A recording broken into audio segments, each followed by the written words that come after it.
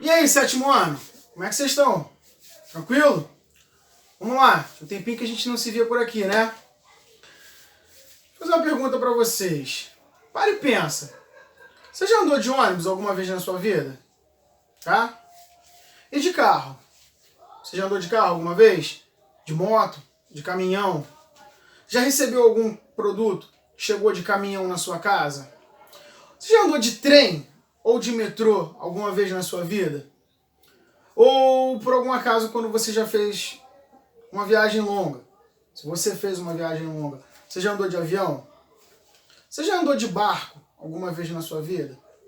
Na sua casa, ou na casa de alguém que você conhece, tem gás encanado? Você já parou para pensar quando um carro ele chega num posto para abastecer o gás natural veicular, chamado GNV, como que funciona aquilo? Para e pensa em tudo isso que eu estou te perguntando, que são coisas tão básicas e que às vezes a gente não se dá conta da complexidade que existe naquilo dali. O que a gente vai falar agora, a gente vai falar sobre os modais de transporte, ou apenas modais, ou transporte, ou meios de transporte. O meio de transporte, ou modal, é tudo aquilo que vai ser relacionado a transportar pessoas ou cargas. E a gente tem uma variedade de modais de transporte, tanto no Brasil, como também no mundo, obviamente. Nós temos o rodoviário, o ferroviário, o hidroviário, o aeroviário e o dutoviário. Caramba, tanta coisa assim? Exatamente. No caso do rodoviário, é tudo aquilo que é relacionado a rodovias, estradas, ruas, avenidas. Todos os transportes rodoviários estarão ligados àquilo ali. No caso do Brasil, nossa rede rodoviária é uma das maiores do mundo. E assim, quando a gente fala de rodovias no Brasil, logo a gente vai entender que ela teve um crescimento a partir de 1950, no governo que a gente já falou sobre isso, no governo de JK, principalmente quando houve o processo de industrialização, na verdade o início do processo de industrialização do Brasil.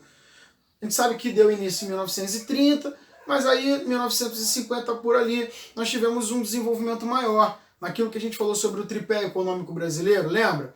Então, quando a gente fala disso, logo já nos vem à cabeça que o JK ele trouxe muitas empresas, ele importou muitas empresas, sobretudo montadoras de veículos. E aí, para que isso ocorresse, tinha uma necessidade muito boa, muito grande, logicamente, de implementar as rodovias. Quando a gente fala de rodovias, temos seus pontos positivos e seus pontos negativos. Os pontos positivos, por exemplo, tem uma facilidade de transporte, é muito ágil, é um transporte muito ágil. É aquele tipo de transporte que nós conhecemos como porta a porta. Como que é o porta a porta?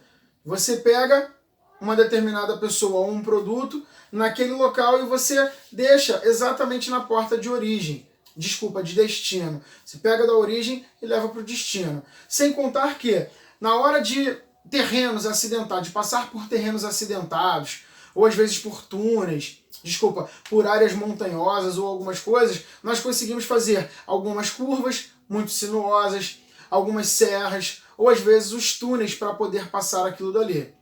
Uma condição ruim é que o custo de manutenção é alto e a capacidade de carga é muito baixa se formos comparar com outros tipos de transporte. Então a gente para e pensa em relação a esse tipo de coisa.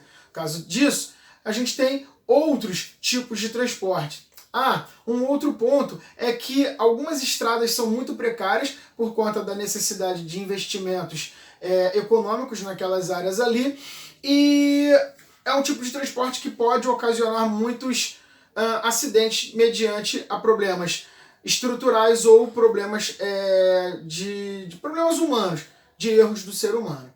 E aí a gente tem um segundo tipo de transporte, que é o que eu falei que é o ferroviário, que ele é muito utilizado no mundo desde o século XVIII e ele vem sendo utilizado até os dias de hoje. No Brasil, por exemplo, ele teve uma importância muito grande no desenvolvimento do período industrial do país.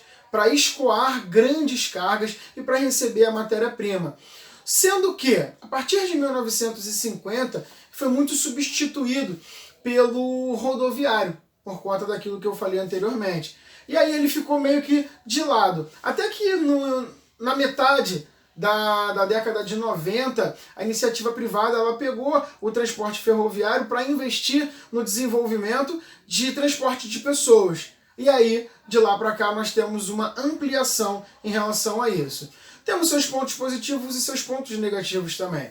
Ponto positivo, por exemplo, quando a gente fala de transporte ferroviário, vai ser grandes capacidades de carga a longas distâncias. Geralmente, quando o país ele é muito grande e há uma necessidade de um transporte de carga dessa forma, a gente tem aí a possibilidade de implementação de um transporte ferroviário, que são os trens e os metrôs. Sendo que nós temos pontos negativos também. A necessidade de construção em áreas planas ela é muito viável, porque ficaria muito ruim para transportar e criar ferrovias em áreas mais acidentadas. No caso do rodoviário, a gente já tem essa facilitação, com túneis, com pontes, algumas coisas dessa forma, beleza? Então, no caso do ferroviário, nós temos os pontos positivos e os pontos negativos. No caso do Brasil, por exemplo, um terreno relativamente plano em algumas áreas, nós temos essa possibilidade de construção de ferrovias para transportes em longas distâncias. Mas aí nós temos outros pontos negativos além daqueles que eu falei. Por exemplo, quando a gente fala de pontos negativos dos transportes ferroviários, a gente tem aí a necessidade de criar plataformas específicas para carga e descarga. Então, se eu quiser, por exemplo, transportar um determinado produto numa carga de um trem muito grande, minério, ou seja lá o que for, há uma necessidade de eu pegar uma rodovia com alguns caminhões, levar o produto até aquele local de carga, carregar os vagões e levar para o outro local. E aí, quando chegar no outro local, há uma necessidade de descarregar aquilo dali. Então, se o local que eu quero descarregar não for muito próximo àquele ponto, àquela estação, àquele local específico, aí há a necessidade de eu estar colocando também junto o transporte rodoviário, com carros, ônibus, caminhões, seja lá o que for. Beleza? Então nós temos esses pontos que são pontos positivos e pontos negativos acerca disso. E aí, isso vai depender da possibilidade de implementação, da manutenção e principalmente da necessidade daquele transporte naquele determinado local específico, ok?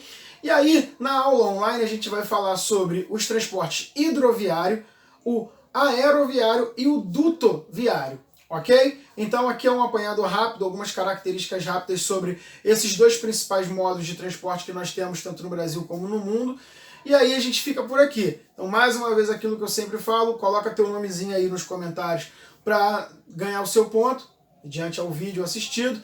E a gente se vê novamente na aula online para finalizar esse conteúdo desse capítulo. Beleza? Então, fica com Deus, não deixa de estudar e beijo no coração e até a próxima aula. Tchau!